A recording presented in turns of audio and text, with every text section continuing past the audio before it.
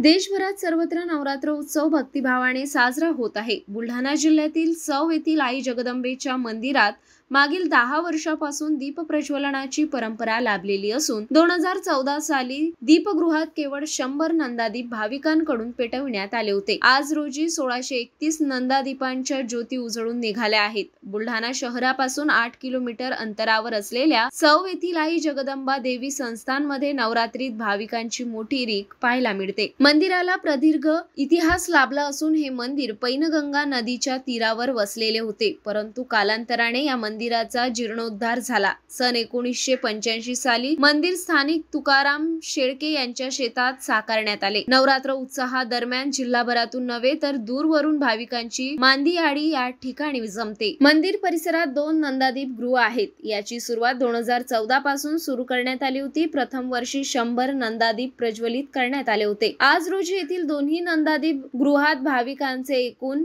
1631 नंदादीप तेवत आहेत। नवरात्री उत्सवात संपूर्ण 11 दिवस दीप अखंड प्रज्वलित असतात। यासाठी भाविक दीपपात्रात तेल ओतण्याची सुद्धा सेवा देतात। आमच्या या संस्थानचे नाव श्री जगदंबा देवी संस्थान सौ असे असून मी श्री तुकाराम बंडूजी शेळके या संस्थाचा अध्यक्ष गेले 25-30 वर्षापासून आहे आणि या संस्थानला गेल्या 10 वर्षापासून हे अखंड नंदादीपाची प्रथा सुरू केलेली आहे आणि ती दिवसेंदिवस दरवर्षी वेळोवेळी म्हणजे वाढती संख्या भाविकांची आज होत आहे।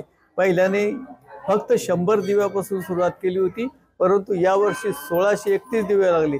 जवळपास 150 लोक त्यांचे नंबर न लागल्यामुळे वापस गेले, कारण का आमच्याजवळ फक्त 1550 दिव्याची व्यवस्था होती।